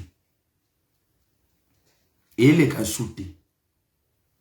Mutubochela ki mabanzo atiki bino na zamba. Et tout le monde savent la faiblesse de Mike Kalambay. La gentillesse na motema malamu. Les lois ont là, dans moins de 5 minutes pour demander pardon. 1, 2, 3 émissions pour demander pardon. Réputation exacte. Humiliation ni aussi birte. Nana ba biloko mo ya maiki ya sono bina beta. Quand dans un hôpital des États-Unis on a akufi. Te abela kité, eza ba gena. Aujourd'hui tu veux pleurer. Aujourd'hui tu veux négocier. Na habité ba mai kalamba ba nzambe ba benga bino. Moko so nzamba memi mutu na suka. Botika rai. Laissez Dieu guider ses combats n'engezo kindi. Ce monsieur est dans la fuite en avant. Fimbu na mupanga nzambe za kwa mutu na ye. Bino bogi bo bombai. Bomanda bo bombai. Na mupanga nzamba nga bete. Na maboko ezana liko wa mutu ne ekata misapi wana. Papa Mike longola maboko. Laissez ce monsieur glisser jusqu'au bout. Il a pensé à sa vie. Il est devenu conscient. Après le choc. Non, ce n'est pas la conscience, c'est la peur. Il veut demander pardon. Il est prêt à recevoir pardon. Il y a une négociation. Et ça, pardon, il veut être en liberté. Et qu'est-ce qu'il demande encore plus loin à Madjabou? Nasengi na Madjabou, asangisa ba pasteur nyonso parce que tozana mboka zuwa. Donc bao bazalaki na Madjabou te bozaki ko nyonga. On vous a dit Madjabou eza affaire ministère et affaires sociales, il y a ba pasteur à Congo. Si on récupère 3 pasteurs, ce n'est pas beaucoup, plusieurs commencent par des. Bazo bino nyonso, ba église na bino boko ça va projeter. Donc s'il y a les Sandamboui, le pasteur Yannick, ba mec Kalambai, donc ba me mabatu nyonso na ba José Ntita boya kuna, bomoni yango nini yango. Korana ya Charles Mumbai Zongi. To bomoni yango asifi, ale moloto atikela ngine papa Roy, charge ya ba musicien nyonso à Congo. Boza un ministère de la culture. S'il y a un projet qui va bien, si tu n'es pas dedans, Satan est dedans. Donc, pour nous donc, ceux qui posent un projet, mon côté, vous ne pouvez pas bénir un projet à distance. Il faut vous aller en carte. Et si vous n'êtes pas là-dedans, vous devez donner des coups bas, pour beaucoup de savoir dans la carte. C'est ça la mentalité de vous, de vos frères. Mentalité n'a pas moi. Et bien, journaliste, il a bien dit, Alendel a porté contre Inconnu. Inconnu, c'est Denis. Il a dit, Alendel a tchepletité, Marcelo a tchepletité, bato poso compte bakomwana, bato yebi ko sala imabe. Bato sala ki mabe, ngande pili ezo so na misu kombo na ngozo kokotanga te.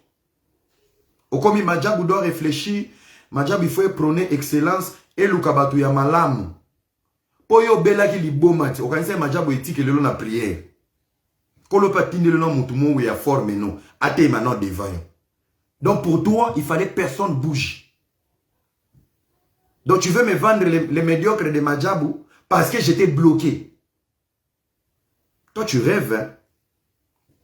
Toi tu rêves. Lelo bo mo na Madjabou po bo funga la munoko. Bo moni salle, bo moni compétition. Quand il y avait seulement le projet, Bozala et Wapi. Bozala et Wapi, le moment là-bas, et rappelle toi sur Madjabou. Bozala, quand c'était sur la table, vous étiez où? Mais moi j'étais là. Tant là bas dans un enfant maison, quand il y a là-bas, il y a bagé.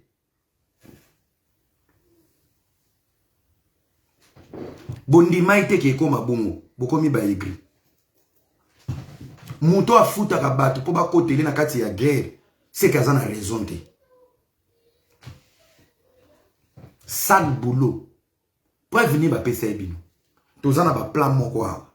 Son abina betango. On nous a tous ramenés dans le théâtre. Voilà encore, il y a un tinté qui va dire Madjabou règne, le tribalisme qui règne à 95% des louba. Tu es d'abord bête dans ta tête. Madjabou d'abord c'est pour les swahiliphones. C'est pour les swahiliphones. Et puis quand l'oignon se tourne du coup.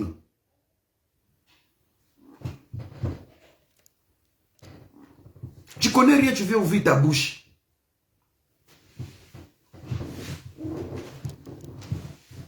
Yo mona moya gouvernement. Na bato ba oloba we, Madjabou, il y a président de la République, il y a première dame. Ça va dans vos têtes.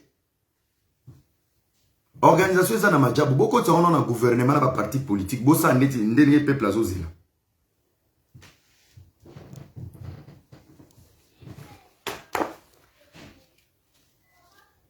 Kolo Abimi Sabino. Le temps est un ami révélateur. Il suffit d'être patient. Moi, quand j'ai parlé, tout le monde, oh, yo basombi, oh, yo basombi, basombanani. Basombanani.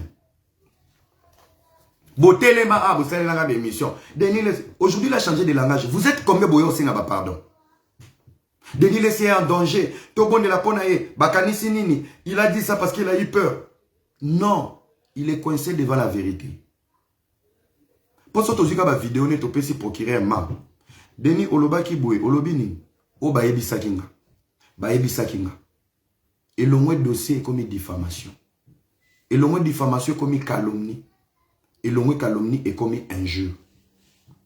Et le moins injure est comme chantage. Et le moins chantage est comme harcèlement. Bayambanga. Batouana basalambango bayambanga. Bayamba yo nani. Bayamba yo nani.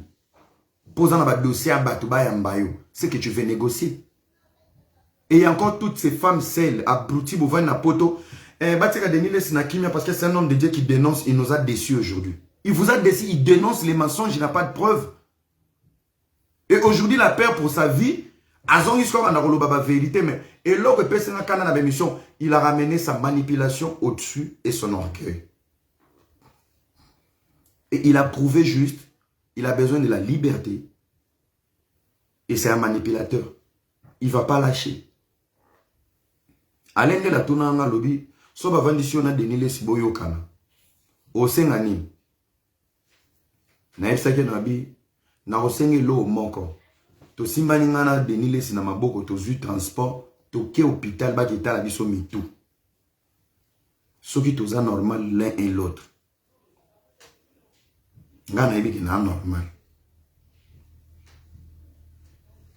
ngana ebi ki na normal bakanga ki ngate mais na kende ki parquet. Mais pourquoi tu te justifies mon frère? 3 jours passés tu tremblais. Ozoko sabe mission te omo nanate ozomo nanate tu tremblais, tu avais peur pour ta vie. Lelo obimi olio loboki manda ko 3 jours oko sa Vincent nazali na ba jeune prière parce qu'il faut na bete lo mona imka kolo la kisinga na bondela ki pona majabu. Donc tant ka ba komo luko ba kangayo tant mo ki le indeli yo nde vision ye la kiso ke majabu za nzambe. Dès le moment où tu comprendre que tu blessé Mike, dès qu'on sait que c'est qui un pardon. Il y a un 3 jours loin de ta maison, tu as peur. Si on met la main sur Denis Lessi, Akokende Boloko, Batika Koko Sayo, si on met la main sur toi, monsieur Denis Lessi, tu vas aller en prison. Koumi Sanzambe, pasteur Nyoso, bazana NT. Tu t'imagines Kalambay, Asanganina, Paul Moukendi, Basanganina Marcelo, Joël Tatou, Mogisho, Thomas Lokofi, Maman Micheli Chabani,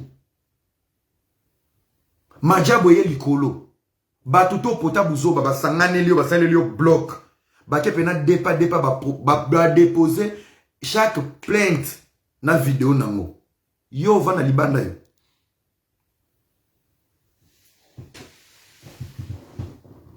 yo va na libanda ba mama Peter ba okosa yo ba mama Peter ba omo koma bino pe na papier na pesi mama mongo Peter na Suisse ba mama Sony ba mama Peter Angleterre ba mama Sony sans avenir. Vous pensez même pour le Congo de demain? Ozo rappelé son idée mutuluwa de Nile Saobo au Liban. Au vent dépose à l'aise. Babemou maman Peter. La définition de l'idiotie. La définition que tu as disjonctée dans ta vie. On donne ce qu'on a.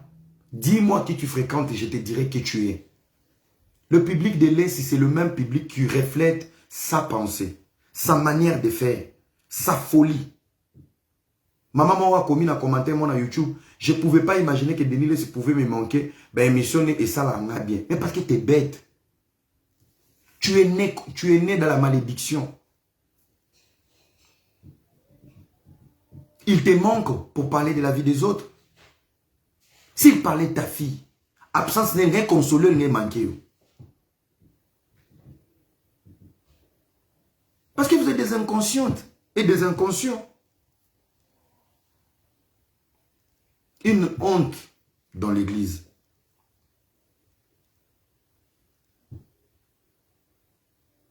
Vous êtes une honte. Les publics de Denis Lessi, vous êtes une honte. Boza Penza Sony. Si tu soutiens ces messieurs, continue de les soutenir, mais il est les reflets. Il est les reflets de ta vie. Il est les reflets de tes pensées. Il est les reflets de ton choix. Tu gagnes quoi dans ces messieurs? Passage na une sur les réseaux. 80% c'est la bêtise. Herman Zawa Papa Molière. Il y a politique dans Moscou, il y a pasteur dans.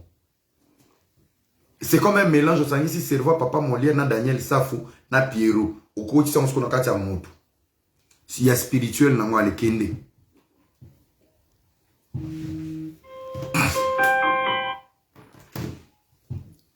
Chers amis, j'ai anticipé pour bloquer la bêtise Oyo Ego Salama.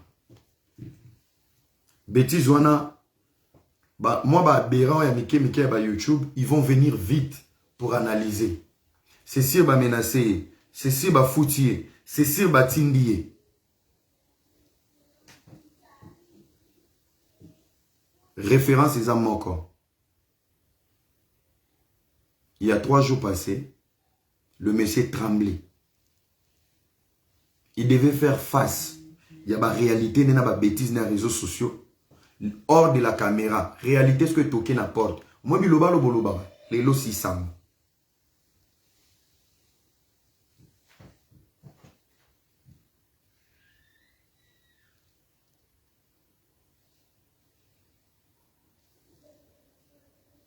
Les lo 600. C'est quand même triste. Moi, commune. Mais ces mecs, je t'ai regardé, dégage. J'ai même pas besoin. Tant autant la on la rani na vie. Que tu regrettes ou pas, frère, j'ai rien à foutre de ta vie, de ton commentaire. Va regretter tes problèmes, tes factures, ta vie, ton avenir, tes enfants. Regrette comme tu veux, frère. Camarade Nayo. Ma page n'est pas une association des abrutis, des aberrants, tout vendre. Tout va nous partager, va valeur monter. J'ai une touche qui n'engage que moi-même. T'as compris, toi? Oui. Si tu n'es pas d'accord, mets la poison. N'a anticipé à Roloba. Ba sortie médiatique, il y a Denis Lessi. Que ce soit chez Vincent. Chez qui encore? Chez Lokamba. Et tu vois, je suis sûr à ça, là, on ne pas Franck Stemay. C'est une bêtise, c'est une fuite en avant. C'est une fuite en avant. Il veut se faire important. Il veut se soigner. Abangi naïe réalité. Le monsieur, il a pleuré. Il s'est agenouillé. Il a demandé pardon. Il y a un moment, moi, je nase et puis c'est confiance à Roloba. Papa Kakenza, Asanisa Lisusu, Mike Alambay, na Moïse. Ce sont des frères. Avant de revendre Sabato, nous devons pointer Batunion Somi Sapina Misu. Il faut être vrai dans la vie, il faut arrêter l'hypocrisie. Il faut arrêter la manipulation.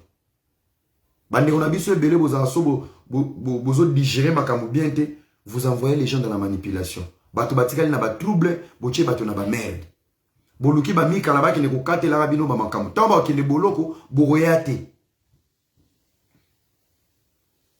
Boroyate. Pardon sengi wana. Bato ba ndima pardon ba ndima non. On s'en fout. Mais ngai Denis Lessi, je ne t'ai pas pardonné et je n'ai pas la haine contre toi ni la colère. Donc ba pardon on a pona bilongi. Pona bilongi. Mais au moins moi mon problème est qu'il a traumatisé yo. Ou prendre conscience qu'est-ce que tu dois faire. À la fin de ton émission avec Vincent Lobby, na mando pona émission au Kende, na yeba pe message ni na wanda ko pesa. Na bandope ça plus côté makambu ya église, makambu ya mboka. Na 20% ka pour na pétage pour na ba maman péter. Bisika na ngako koma, okomi. Appelle-moi Poutine. Ozwaki ba adepte, même na poto abo lokoti ba na tina ba TikTok. Bazo finga botu moy. Pourtant des petits pays. J'ai fini d'envahir l'Ukraine. Boba on va olobani. Oza message fort pour na bino bato mike o bozaki koyana. On l'a na TikTok oye, on mi pointé. Tu parles comme si j'étais ton ami. Parce qu'au plafond na bino les plafonds des plafonds. To vandi c'est non assez. Boni yo. Donc yo to qui pour côté parce que bon à rien, manque à faire. Temps perdu. To comme si Nzambe parce que Nzambe a dit qu'on réparer bateau. Qu'on a dit qu'on restaurer vérité. Le lot comme une étape à pardon. Nyonso ba pardon et bimi pona nini manque à ba preuve. Les ont dit ba yebisa ki biso que ba loba ki to loba soki ba chete metroya na ba preuve. Bino wana bokoma bato ba YouTube na mo wasala live lobi tala ba ki bakuli na ba sani. Oso kondi muto etikalika ya pamba. Vous savez, ndeko beta CV, Alvin, beta CV, tindelanga na mail, na lokelo musala na equity, onika ata ba mesa na ba bureau. Ndeko, motala ape ajina yoko, bo respecta ape ba mandefu na binoti. Otali pe mandefu na kitalata lobi me, na yaka na réseaux sociaux kokakula. Non, aujourd'hui nous vivons de notre visibilité, de l'excellence, topé saramayele, marketing, communication numérique et l'aliao. Contrat des contrats à Kinshasa. Pendant que Bino vous vendez, abonnez-vous sur ma chaîne, on se retrouve à 19h. J'ai dit opération sans gêne. Yozo le ma vérité. Au coup fait les j'aime. Nyon son li ba j'aime ma tébélé, ba abonné ba kota, chaîne comme monétiser. Après les vérités de Madjabou, après les vérités de Era, des mères, Mike Kalamba y Peignen. Ta page sera structurée de quoi? Quel sera le fonds et les repas qui doivent nourrir ton public qui va s'abonner? Le public qui va s'abonner pour les scandales, le jour où il n'y aura plus les scandales, ils vont partir. Frère, tu construis ton imbécilité sur les sables.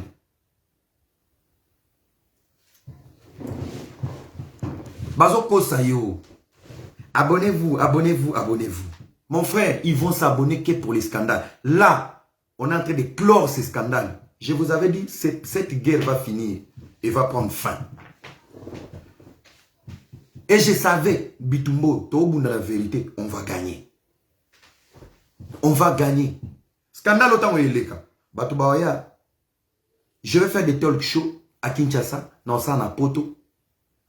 Torobet a tourné na biso ya Est Mobima, Congo Mobima. Nous, on va rester dans les projets. Bah, on a un débat politique. Na teka cerveau dans la communauté Nangolo. Même quand je suis dans la marmaille, les gens savent. Mouton sa ko tabe eransani polémique. Na ko ta polémique te. Soki bomoni na politique bobenganga. Na lona déjà touche politique na mitema batu misusu. Wana era lo belani mama denile e na otala monte. So bomoni azolo ba mama ba conseil abasi bobenganga. Na lona sagesse à conseil na batu misusu. Na lo wa communion et jeunesse oyo bolianga. Soko boyi kotalanga okutanga na statue ya mutu. Oboyi kotalanga okuta voix na ba TikTok abatu. Oboyi komona nga moi sino ko poster message nanga. Ola nanga na ndako na yo.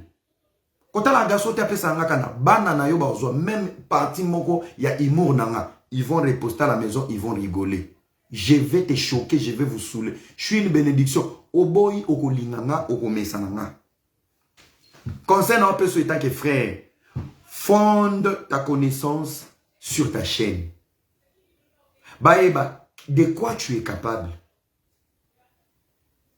Oza mu pagano, men olatinzoto ya Kristu, ozo luka bisika ko bikela, sima ya buzoba. Tu parles de la parole de Dieu, Moulangia, vin, whisky, muscador, tala foufou et belé.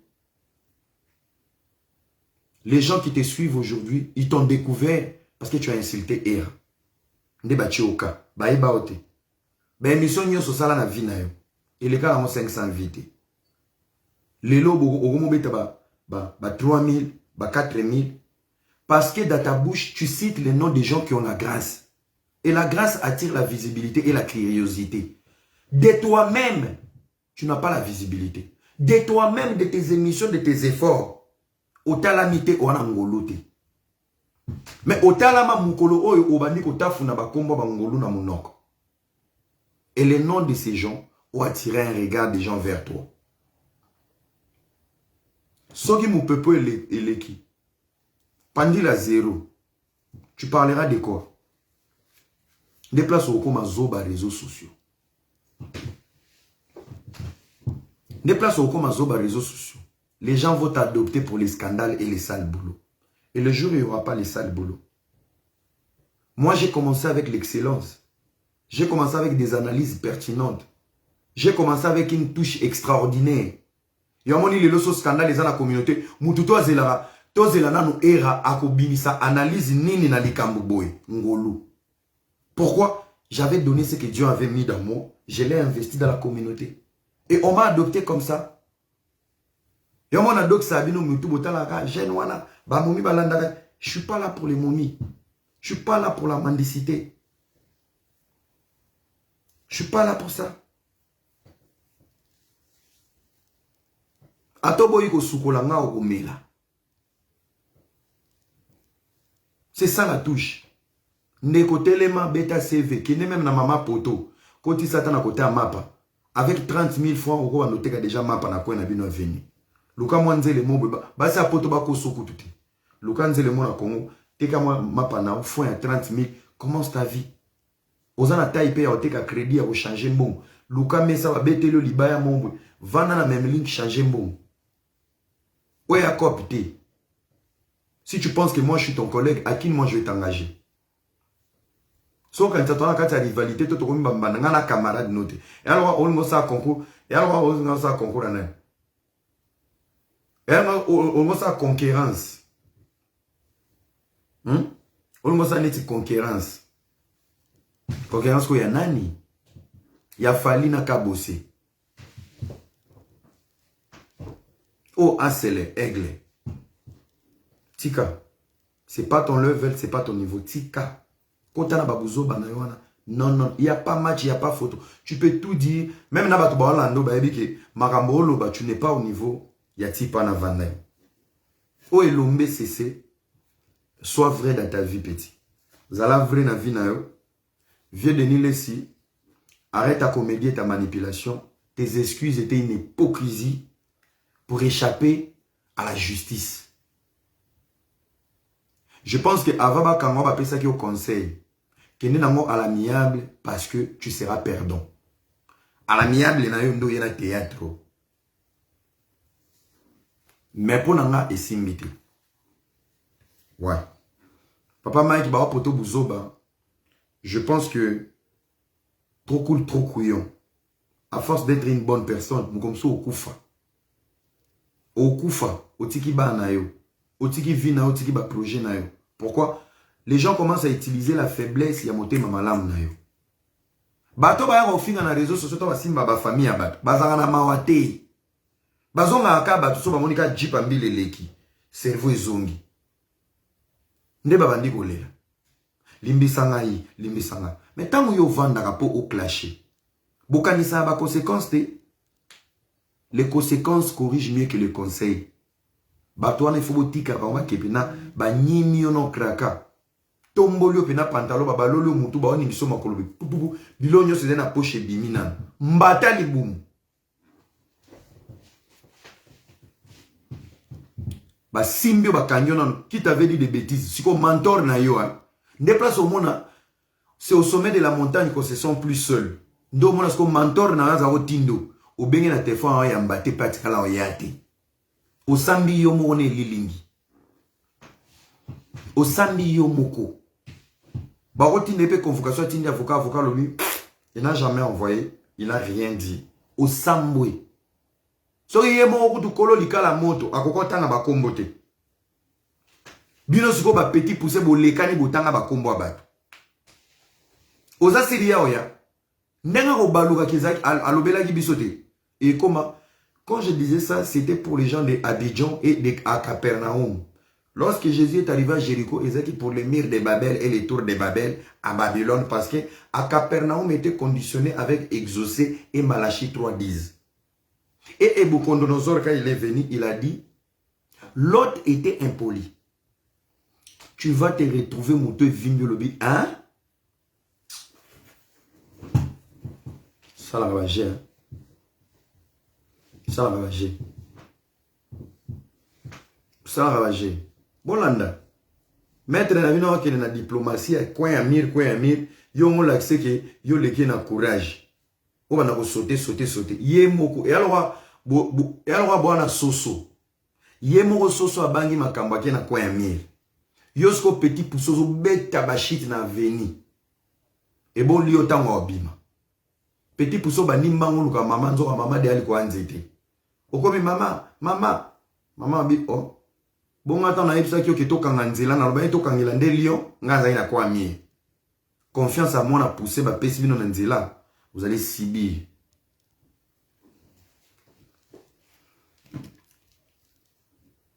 Merci beaucoup chers amis. C'est quand Nzambe na lola pambola bino. On n'a pas besoin de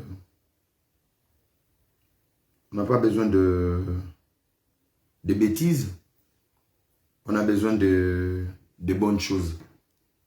On doit prôner l'excellence dans cette communauté. Et ça fait mal. Tant que biso bana mike bende tozo ato recadrer Nicolo o ba kokai koza ba encadrer pe ba exemplaire. Ça fait quand même mal. Ça fait mal. Bible lobi bako selo likambo bako tona mote. Aujourd'hui on est victorieux. Ma fille ngani tozuite. Émission ni bosale lingate. Ngako tuna kufimbeka. Na kufimbeka. Ostopeka moto arrête ta bêtise. Bou balokotanga. Et là on y fini et raté. Vous savez, Dieu ramène le combat le plus difficile. Pas pour te tuer, peut-être pour changer la manière de voir les choses. Koloko, vous savez, lorsque Dieu agit dans la vie de quelqu'un, il trouve toujours une situation et même mon département moussous. Et avant d'avoir l'ongolo na point A, même na point B, kola tombola a bon côté. Le Seigneur te fait traverser une transition. Et la transition n'a jamais été facile. La transition n'a jamais été facile. Boza na point A.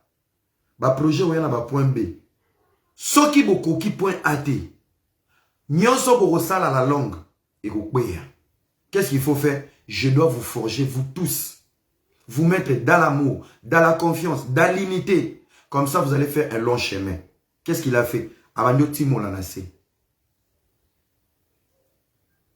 Le logo la beauté à immeuble. Mais on ne pas sa fondation. Je pense que Dieu nous a forgés, nous tous. Être béni dans cette communauté, il faut maîtriser les réseaux sociaux et la haine de cette communauté. Je pense aujourd'hui, nous tous, on est à mesure. Il y a qu'on maîtriser les attaques sur les réseaux sociaux. Peu importe forme. Je crois que Dieu nous a tous forgés aujourd'hui. Il n'y a rien de plus grave on a tous subi les chantages, les montages, les humiliations, les calomnies, les insultes, les mensonges. Je pense que cette transition, il est temps maintenant d'aller dans le travail, le point B, de continuer boulot. Le problème, c'est que pas seulement pour nous faire du mal. Il y a des gens qui sont bénis dans des problèmes. Les problèmes nous poussent à comprendre des gens qui sont sincères avec nous. Les problèmes nous poussent aussi à faire un bon choix. Tolia kana banani, tomela kana banani. Tango india banani batelemi. Problème est à pour étamiser au monde clair. Ni ne comme na vie na yo. Les problèmes viennent dans nos vies aussi pour nettoyer les mauvaises personnes et les toxiques. Les problèmes hier en vie pour ebimisa ba aigri. Quand on est capable. Tant que vous memi mutu mo boya au scandale na vie non. Pour l'ongolaka membre moko entourage non ou ko empoisonné dans 2 ans. Dieu sait comment il fait des choses. Ne nous basons pas tout le temps que sur des problèmes.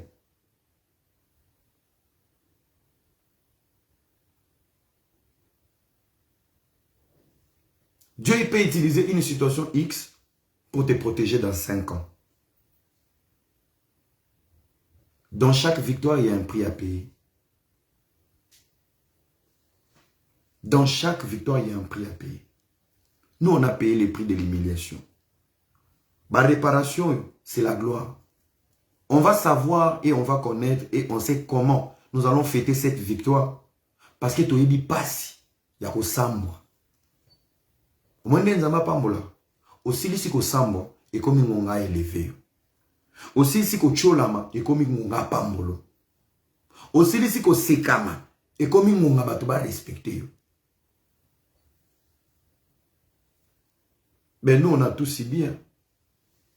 On a été humiliés, insultés, calomniés, connotés. Il est temps qu'il va nous bénir tous. Il est temps. Kapambol. Il est temps à nous élever. Tous les qui transitionnent, tout profita. On a tenu bon. On est des zéros. Les lots, si on n'était pas solide, il divorce, c'est salama la majab. Si on n'était pas solide, il panzana.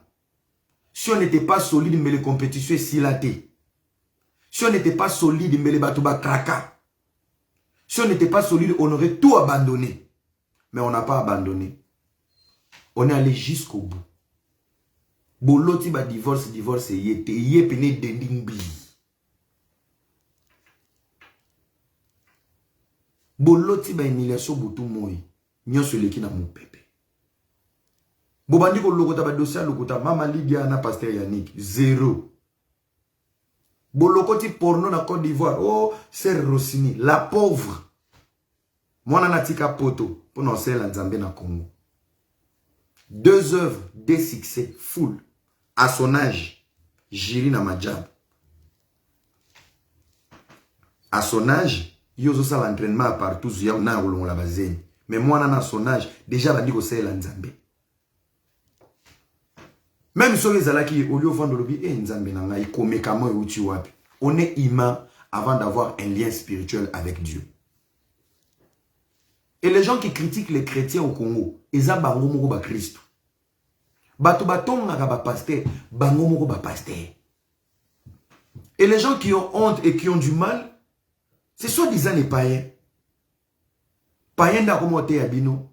Lorsqu'un chrétien tombe, c'est que Bino n'a beaucoup été, vous êtes fort. Priez pour les faibles, qu'on l'a télémisé. Non, au Congo, ce chrétien a quoi et comme il dossier à chrétien, et comme il sujet à chrétien. Biso ba païen de toyara to comment croiser les bras, to tasko ba chrétien ne ba obéta na cage. Zamba Congo lelo. Les pasteurs sont obsédés de savoir la vie des autres.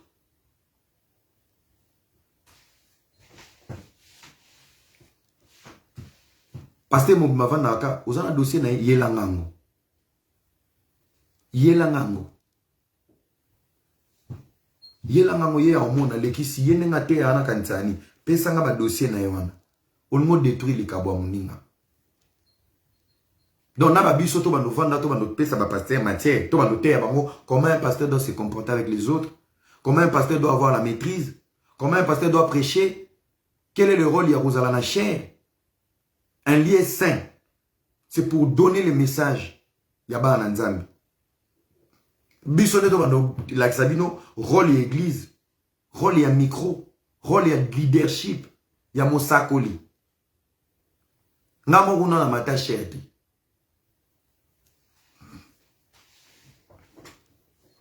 Le monde à l'envers. C'est les non-pasteurs maintenant qui vont commencer à prêcher les soi-disant les pasteurs. Un pasteur ne se définit pas par le nombre de versets et de séminaires. Il se définit par la manière de vivre avec les autres. Christ a aimé l'église. L'église, c'était frère. Christ a aimé l'église. Tu ne peux pas prêcher dans une église en sachant que tu tires sur les autres. Un vrai militaire ne tire jamais sur les hôpitaux et les écoles et les orphelinats. Tuer sur les autres églises, les endroits aux autres tirer dans les hôpitaux, place les malades, ils sont baza. Sauf aux docteurs dans New York. Tu ne peux pas tirer dans l'hôpital, moi, ils sont à Dallas. Parce que les victimes baza. La maturité doit être le repas de nos pasteurs congolais. La maturité. Bobo ni la bosse ngazamba pe sabino maturité na sagesse. L'intelligence nous permet de résoudre des problèmes. Mais la sagesse nous pousse à éviter des problèmes. Qui a compris? Ça m'amène à bien. Qui a compris? L'intelligence est une faculté qui nous permet de résoudre des problèmes.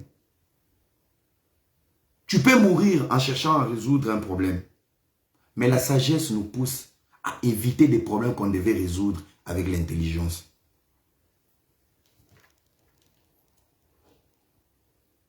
Qui a compris?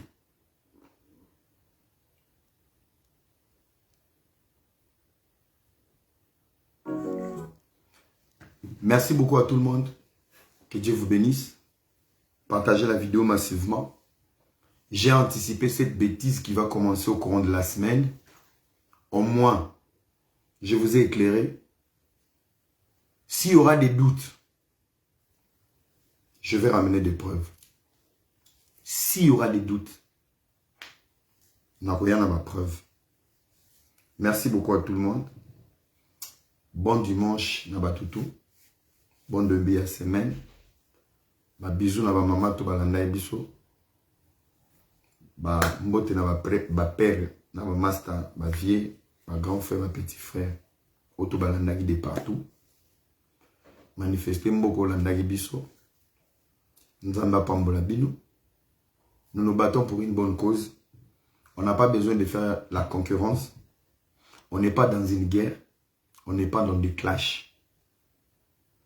Depuis Maramboué Banda, nous on faisait que analyser, analyser, analyser.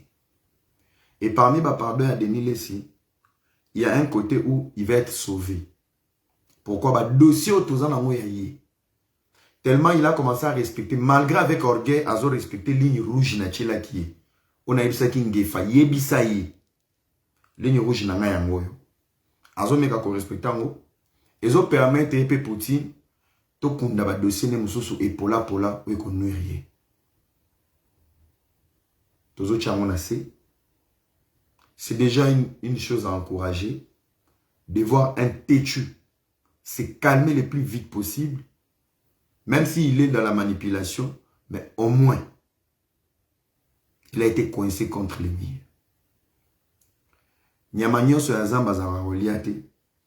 Je vous ai toujours dit sur les réseaux sociaux, je suis Nyamama B Nyamaekila. Ne te lève pas un matin contre moi, ou Obumbisama. Nayara live, Nayara réseaux sociaux, na intention T, na idée T. Moi j'avais une mission. Une vision qui est devenue une mission. La génération consciente. Yo muto yaga na boule ya oyeba. Nga na yaga mission. Yo muto yaga na boule. Oluka ba momito ba père. Nga na yaga mission.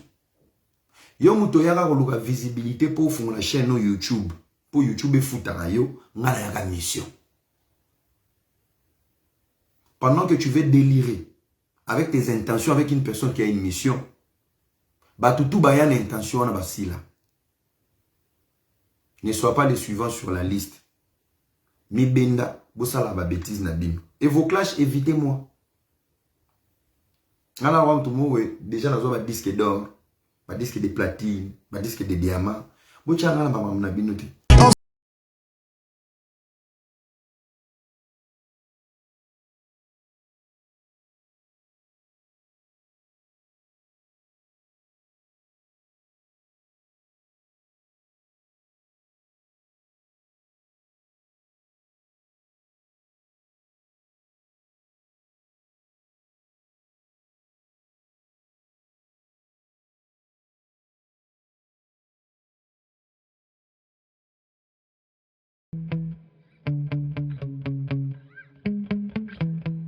alata bakosa. Enfin, molati ya solo aye. Rose Couture, la haute couture au rendez-vous. Pona ba événement na bino nyonso. Anniversaire, mariage, conférence, concert et autres. Luka Rose Couture po olata kitoko. Batonga bakosa. Pour tout contact. Papa, maman, bana, pona biso nyonso tout, babetela oli solote. Luka Rose Couture po olata kitoko. Ba voitité.